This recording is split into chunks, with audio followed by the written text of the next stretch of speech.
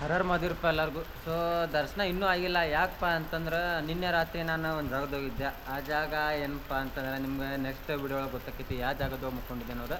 So ಆ ಜಾಗದಾಗ ಮುಕ್ಕೊಂಡಿದ್ದಿಲ್ಲ. ನಿನ್ನೆ ರೂಮ್ ಗೇಮ್ ಏನು ಸಿಗಲಿಲ್ಲ, ರೂಮ್ ಅನ್ನೋಕೆ ಆಶ್ರಮ ಏನು ಸಿಗಲಿಲ್ಲ. ಮತ್ತು ಫುಲ್ 2-3 ಕಿಲೋಮೀಟ್ರ್ ಜಂಗಲ್ ದಾಟಿ ಬರೋದಿತ್ತು, ಮತ್ತು ಲೈಟ್ ಗೀಟ್ ಏನಿದಿಲ್ಲ. ಸೊ ಅದ ಒಂದು ಜಾಗದಾಗ ಮುಕ್ಕೊಂಡಿದ್ದೆ. ಮಾರ್ನಿಂಗ್ ಎದ್ದೆ ಫಸ್ಟ್ ಇರಾಕ್ ವ್ಯವಸ್ಥೆ ಮಾಡೋಣ ಅಂತಂದು ಒಂದು ಕಡೆ ಬಂದೆ. ಬರೋ ತನ ಅಂದ್ರೆ ಮಳೆನೇ ಸ್ಟಾರ್ಟ್ ಆಯ್ತು. ಬಂದೆಪ್ಪ ಹಂಗೆ ಮಳೆ ತೆಗೆಸ್ಕೊಂಡೆ ಬಂದ. ಮತ್ತು ಇಲ್ಲೇ ನಿಮ್ಗೆ ಕುಂಡ ಕಾಣೋದೈತಿ, ಪವಿತ್ರವಾದ ಕುಂಡ. ಸೊ ಇಲ್ಲೇ ಸ್ನಾನ ಮಾಡ್ಕೊಂಡೀನಿ. ಸ್ನಾನ ಮಾಡ್ಕೊಂಡು ಫ್ರೆಶಪ್ ಆಗಿ ಮತ್ತು ಇಲ್ಲೇ ಎಲ್ಲ ನಾಷ್ಟನೂ ಕೊಟ್ರೆ. ಮತ್ತು ಇವಾಗ ಜಸ್ಟ್ ಊಟನೂ ಆಯ್ತು.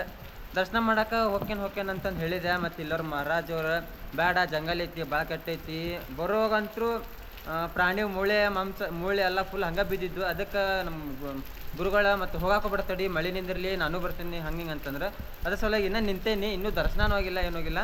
ಸೊ ಇಲ್ಲ ಫ್ರೆಶಪ್ ಆಗಿ ಎಲ್ಲ ಕುಂತೇನಿ, ನಾಷ್ಟ ಮಾಡ್ಕೊಂಡು ಮತ್ತೆ ಇಲ್ಲೇ ಊಟ ಮಾಡ್ಕೊಂಡು ಯಾವಾಗ ದರ್ಶನಕ್ಕೆ ಹೋಗ್ಕೊಂಡು ಗೊತ್ತಿಲ್ಲ. ಮಳೆ ಅಂತರೂ ನಿಂದಾಗತ್ತಿಲ್ಲ.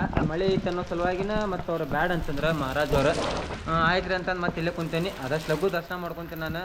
ಹರ ಹರ್ ಮಹಾದೇವ್.